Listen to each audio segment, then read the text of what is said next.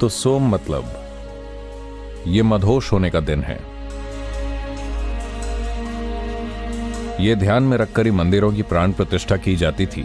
जहां कहीं भी शक्तिशाली लिंग है वहां विशेष प्रक्रियाएं होती हैं ताकि हमारा शरीर और हमारे आसपास की चीजें हमारे जीवन में रुकावट न बने।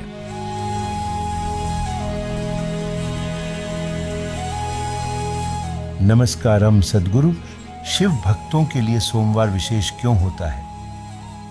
देखिए, चंद्रमास एक खास तरीके से काम करता है। यूं कहिए औसतन 28 दिन। इन 28 दिनों में 4 चरण या 4 हफ्ते होते हैं। आज ये मंडे, ट्यूसडे, सोमवार, वो सोमवार है। तो सोम मतलब ये मदहोशी का दिन है। ये दिन मदहोश होने के लिए, शराब खाने में जाकर नहीं, शिव जी के मंदिर में। पर यह तभी प्रासंगिक होता अगर आप सिर्फ चंद्रमास का अनुसरण कर रहे होते। तब महीने अलग होंगे, तारीखें भी अलग होंगी। फिर सोमवार हमेशा उस दिन आता जो चंद्र के हिसाब से प्रासंगिक है। लेकिन आज हमने उसी शब्दावली को लिया है और इसे दूसरी प्रणाली में डाल दिया है जो मैट्रिक सिस्टम की तरह है। 1 2 3 4 5। पता नहीं क्यों उन्होंने एक महीने में 100 दिन या महीने में 10 दिन या ऐसा कुछ क्यों नहीं बनाया।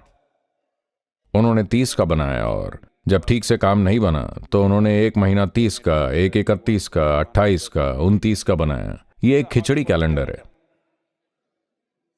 लेकिन यह दुनिया ने अपना लिया है क्योंकि यह पश्चिमी समाजों द्वारा थोपा गया है और इसे आज कैलेंडर के एक मानक के रूप में लिया जाता है।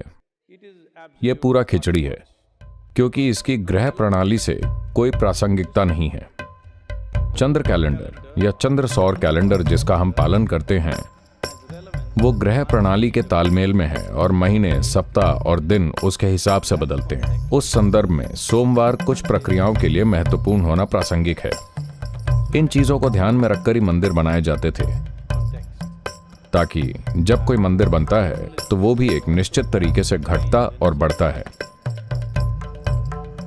In all the Shiva temples, wherever there is a powerful linga, there are specific processes for that. सभी शिव मंदिरों में जहां भी एक शक्तिशाली लिंग होता है उसके लिए विशिष्ट प्रक्रियाएं होती हैं। ये सब ग्रहों की और उपग्रह चंद्रमा की हमारे चारों ओर की स्थिति से संबंधित था क्योंकि हम समझते थे कि हमारा जीवन इन चीजों से जुड़ा है।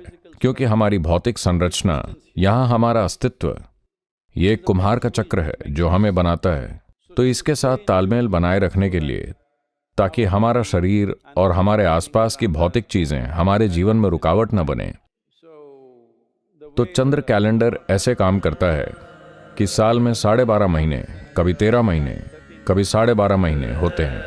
यह इस तरह से चलता है। जो ग्रह प्रणाली जिस तरह से काम करती है उसके साथ पूरे तालमेल में है। तो इसी आधार पर इन चीजों को ध्यान में रखकर ही मंदिरों की प्राण प्रतिष्ठा की जाती थी।